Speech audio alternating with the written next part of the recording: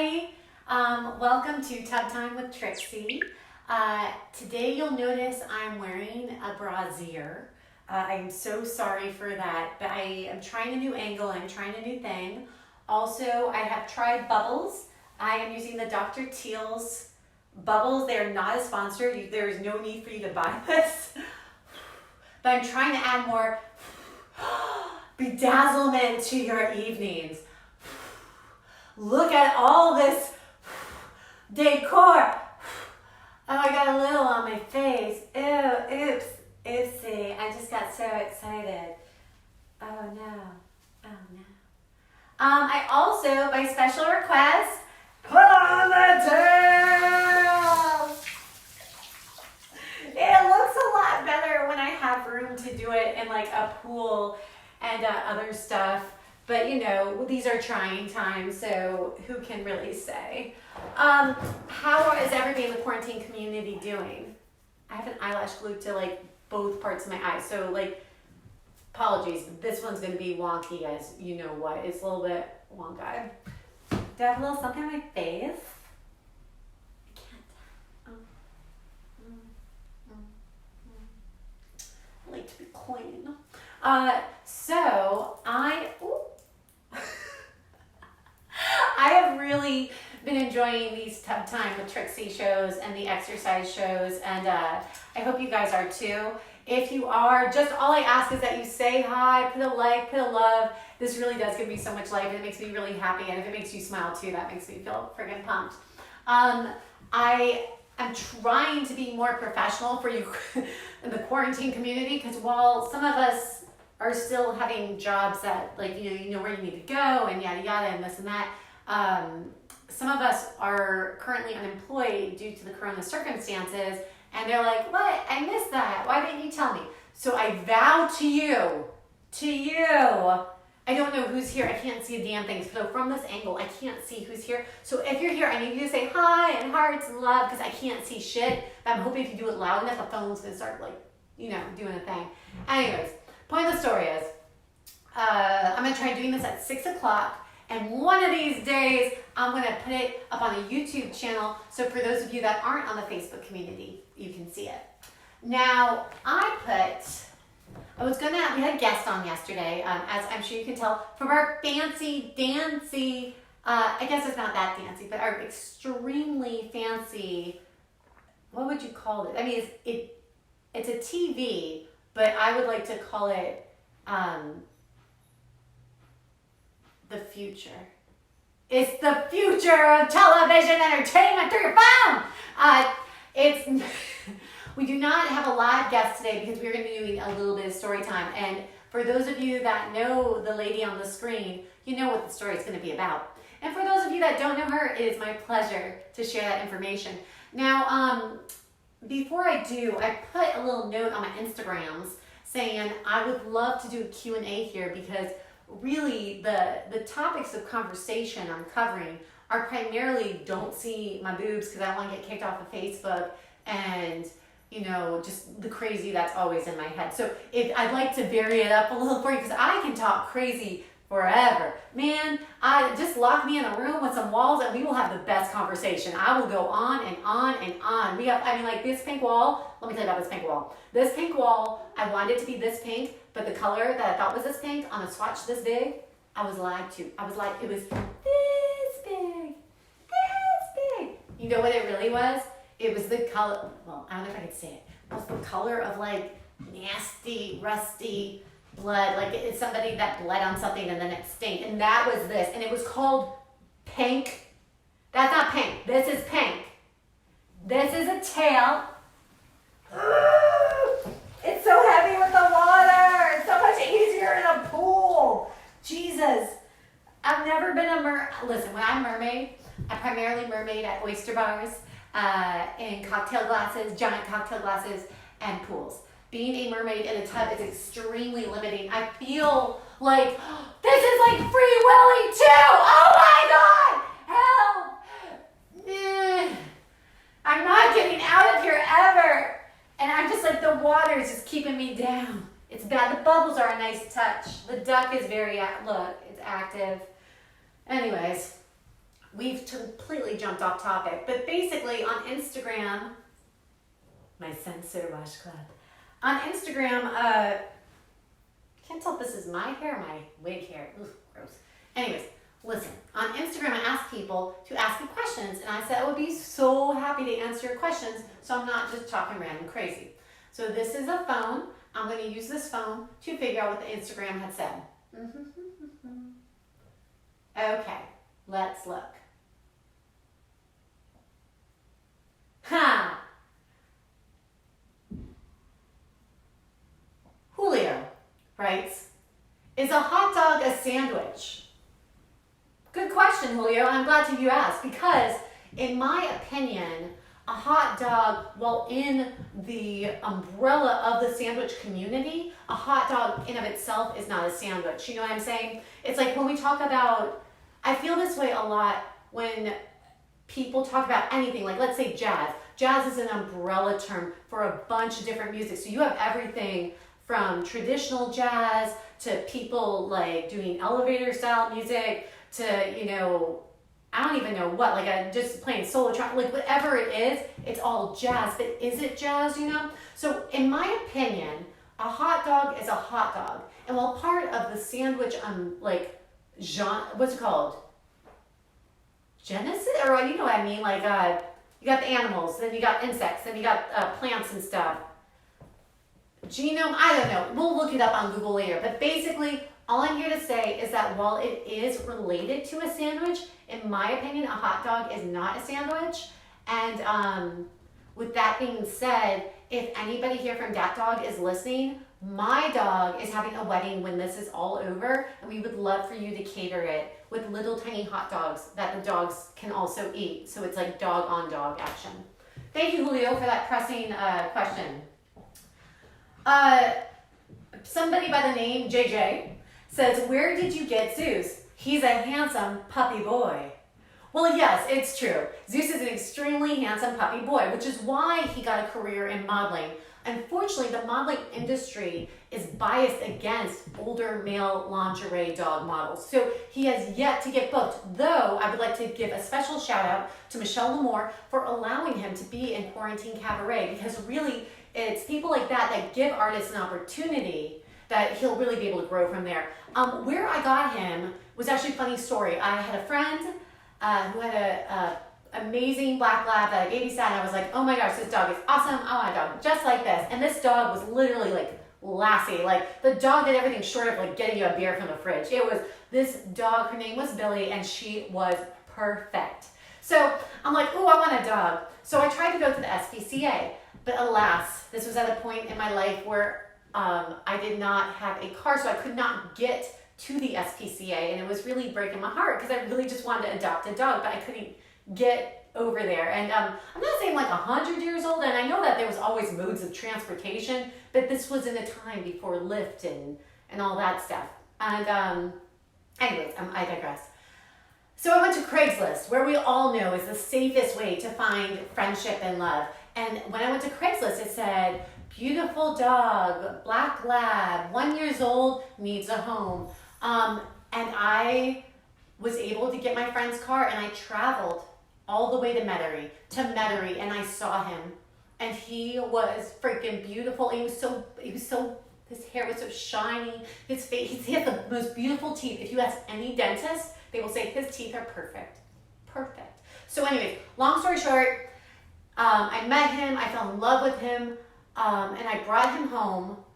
But yeah, we connected through Craigslist, and well, I would not encourage you to have perhaps people relationships. Like, don't just invite random strangers over your house from Craigslist. If you are looking for a male model dog, it worked really well for me, but again, this was 10 years ago, so things were different then. Oh, which brings us to the next question. Carol asked, how old is Zeus? Zeus is 10 years young, but in dog years, that means he's 70. So the reality of it is in people years, he's still an adolescent, but in the dog modeling industry, people treat him as he's more of a mature, like, I hesitate to say DILF because I don't know if that applies, but like if that's legal even, like, but basically he is trying to be more than just a sex symbol as an older male model dog, but more of sort of like a dog that leads the way. You know what I'm saying? Again, I still can't see. This angle is great. I hope you guys are having fun. If you're having fun, like laugh and smile and clap and do whatever you do. If you're not, I am so sorry. I can't see anything here. All right, next question. What's your weirdest gig? This is one of my favorite stories. Okay, so I do a lot of event work because, as many of you may or may not know, in the arts, we are not paid the best. However, we are extremely creative and have everybody has a side hustle. I don't care who it is. I don't care how successful they are. Like, with a very few exceptions, they have a side hustle. I think even like, I don't want to say names and then get sued by somebody with like a really good side hustle and lots of money, but like famous actors in the United States are still like pushing soda and stuff in other countries. Like, everybody has a brand that they're pushing and they're making an extra coin here and there. So anyways, I got this gig and we are looking for tall ballerina good posture for this electronics convention for a week. And I was like, oh my gosh, this is great. Like, all I have to do was wear this costume that was really heavy. And the way they explained it was like, it's like a Mr. Peanut situation. This tail is so freaking awkward. I'm just gonna throw it out the front here. Oh, it's bad. Oh, this is not gonna be good. This is bad. This is really bad. I thought this was a good idea and it's not. So we're gonna take this tail and we're gonna bring it back in this way. Oh, this was a really bad idea.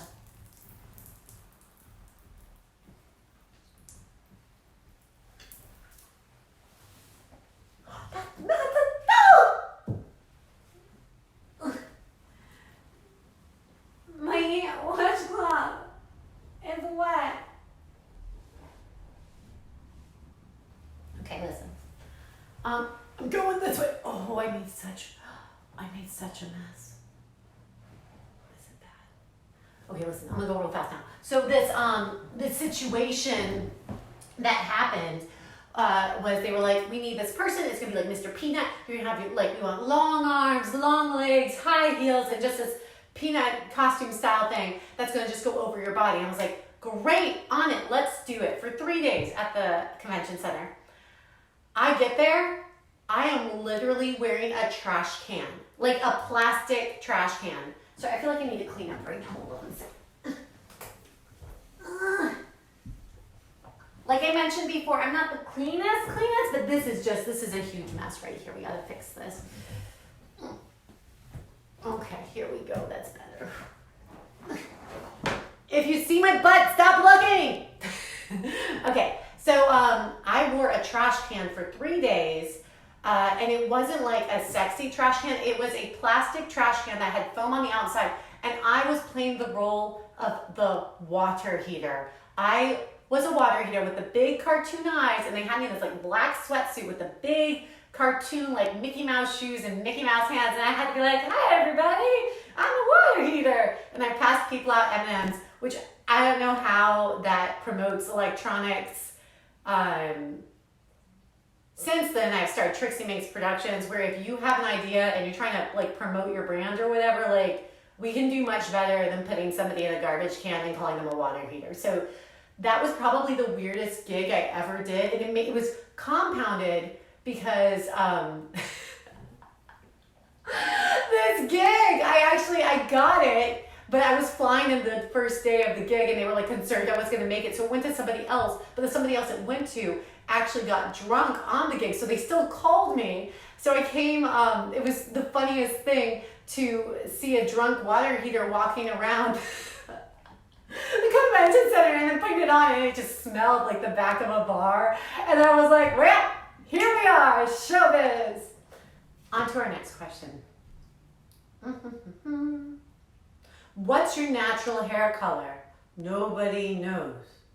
I think at one time I was a brunette, but clearly I like to keep it changed, going. How do you keep headpieces and wigs in place while dancing? That's a very good question.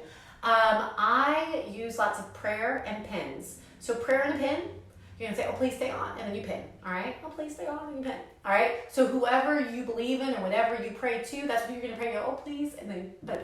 So that tends to work the best. Let's see what else we got here.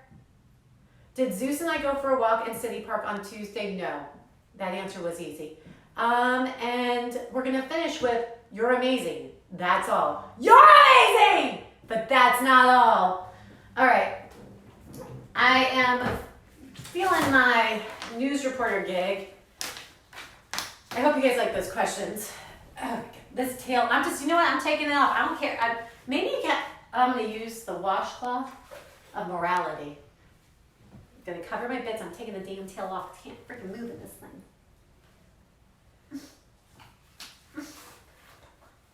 You know what? This was a really good idea. That's not going to actually happen. So just know I want to take that tail off. It's not coming off. All right. I would like to discuss today, instead of having a guest, which hopefully we'll have a guest tomorrow at 6. We're going to talk about this lady. This lady, we're going to do a little story time. For those of you that may not remember, in the early 1900s, there was a typhoid outbreak in New York. Yeah, true story. And it was not good. It was bad. And there was a doctor called Dr. George Soper, I believe, Soper. And this doctor had an idea. And he's like, okay, I bet that these diseases just don't randomly happen. I bet that there is somebody out there who is a patient 0, right? And they're like, this person is spreading this disease because this person is not hashtag staying home, hashtag self-quarantine. This person is being what we refer to in the world as a dick, all right? And so he goes out and he searches all of New York, and this is like affluent society that's getting sick. It's not like just like, you know, the average Joe. Like, this is people who are like fancy schmancy. Now, in the early 1900s, we come and he finds somebody through process of elimination, and this is, I believe, in 1906. It's a cook, and her name is Mary Mallon, right here. Now, Mary Mallon was, I love these quotes. Let's talk about this real quick. I should have done it. She was described by the other servants in the household as, quote, not particularly clean. Now, you gotta think, like, what does that mean? Like, okay, like, sometimes, some people have a little BO, like, sometimes you got your pheromone thing, that's sexy, that's cute, but not particularly clean. Like, it made me wonder, like, how's she showing up to work? Like, what's going on here? Like, I don't understand. Anyways, so this doctor finds her, and he notices that every time there's an outbreak of typhoid, this girl is cooking in the kitchen, right? And so he's like, I think it might be Mary. So he goes to a door of a house that she's working on. He's like, hey, Mary, can I get some poop samples? Like, I'm a doctor. I just want to sample your poop. Is that cool? Crazy lady here comes at him with a butcher knife, chases him out. And he's like, okay, this isn't going to work. And admittedly, if somebody came to my door and was like, can I get some poop samples? I'm a doctor. I'm going to be like, leave. Freaking leave. Okay? So I do sort of feel for her in this moment in time, but I also am sort of like, you know, maybe you should have like just made an appointment later or something. I don't know. Anyways, so the doctor is like really upset about this. So he gets where'd he go? He gets some sort of office in New York to help him. Where is it? I think it was the New York Academy of Medicine. Don't quote me on this because I'm sort of like, I literally want to print out one paragraph and then Zeus did all of this. This is all like way more information than I need. But so anyways, so he is like, I think I need to get this, like, so he literally gets like a government agency involved to help care. So he goes to her once again. This girl, instead of running at him with a knife, she just freaking runs. Like, she runs from the house. And she's like, no, they'll catch me, I'm free. However, they did catch her. They found her in a neighbor's shed. She was freaking hiding on the shed. And look at how pissy this girl is. She is a grumpy front meister. All right, now listen. And the doctor is quoted as saying, the ride down to the hospital was quite a wild one. So apparently she was not very excited about this. Now this lady was then put in isolation for a couple weeks, and they tested her poop like the doctor tried to do the first time. And guess what? Typhoid every single time, all right? And at this point, they say, listen, Mary, you're a cook, you're not so clean. And you seem to be carrying typhoid. You're asymptomatic, but you got like a lot of typhoid in your butt. With that being said, can you please wash your hands? Like literally, it says it here. It goes, this is quote, the doctor said to her, when you go to the toilet, the germs which grow within your body get upon your fingers. And when you handle food and cooking, they get on the food. People who eat this food swallow the germs and get sick. This is a real quote according to the internet. And somebody else from 1906. If you would, he said, yeah, he begs her, he goes, if you would wash your hands after leaving the toilet and before cooking, there might be no trouble. You don't keep your hands clean enough. Okay, so this is something I think we can all resonate with here. We're all doing the 20 seconds. This point, we're just asking this crazy lady here to just wash her hands after she goes to her bathroom so she's not getting typhoid poop on everything, right?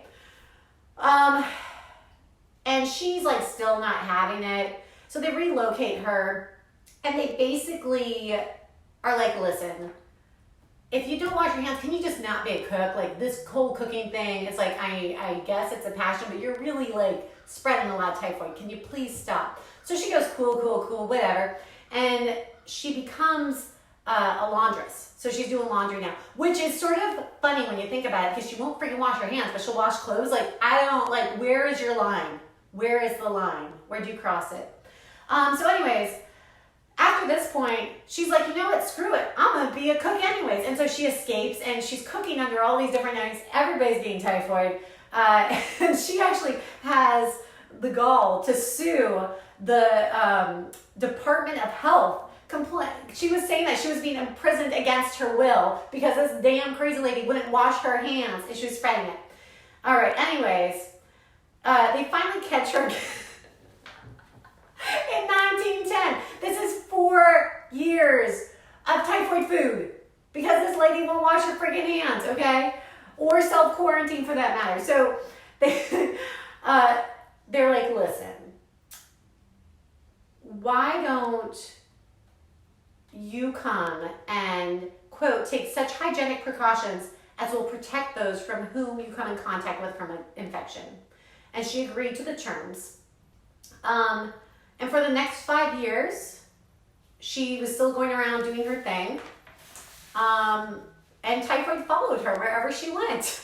And this is how she got the name. Instead of just being just Mary, cranky, grumpy Mary, who was like, Mary the cook. No, this was Typhoid Mary. That's not the nickname you want. You want like, I'm cute Mary. Or like, Mary's a pretty, like, there's a lot of people named Mary. You want to be like Mary M. Or like, I'm Mary, like, that drinks champagne. Or like, I'm the Mary that's in the kitchen. You know, like, you don't want to be Typhoid Mary. That's not a cute look. So anyways, this goes on again, like this. So we have from like 1906 to 1910, they are testing her, they're catching her, and they're like, listen, can you just please be cool? And she's like, yeah.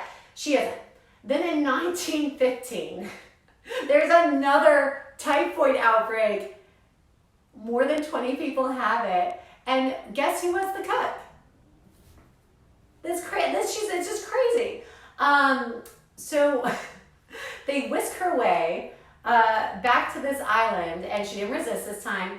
She lived out the rest of her 23 remaining years in the lonely riverbank bungalow of this hospital in Queens. She'd occasionally make a visit to visit family, though her family was not honestly glad to see her, according to this. In 1932, she passed away. But in total, this woman, this cranky, grumpy woman, is responsible for infecting, on record, 53 people with typhoid. And that's just what they have on record. And this is from the 1900s. So you know there was obviously a lot more And it was all because she failed to commit to good hygiene and she wouldn't stop smearing typhoid and things. Like, all I'm trying to say is, with what's going on right now, I know some of you are like, this is fun, whatever, it's spring break. Yeah, you know what's really fun? Breathing. I freaking love breathing. I love this. I love giving people hugs. Like, that's cool. Typhoid Mary, not cool. If you guys are going out and you don't need to go out, not cool. Please stay in. I promise. I'll show you so many boobs. I'll keep you entertained. I'll do lots of fancy dances. We'll talk about fun stories. We'll never talk about Typhoid Mary again. I'll take my pants off. I'll do whatever you freaking want me to do for you. But just like, even if you're not feeling sick, if you could, I feel like my butt's showing. Even if you're not feeling sick, I just kindly ask that you please stay home, and maybe you are asymptomatic, or maybe you have it, or whatever. For the sake of your friends and neighbors, and like everyone in the whole world, just wash your hands. Like, that's literally all they asked this lady to do, and she couldn't do that. It was crazy. All right, so this was sort of a weird episode, but hopefully soon we'll get even better and better. If you liked it, post a comment. If you didn't like it, shush. I love you guys so much, and I'm going to take off this tail. Free Willy! Free Willy!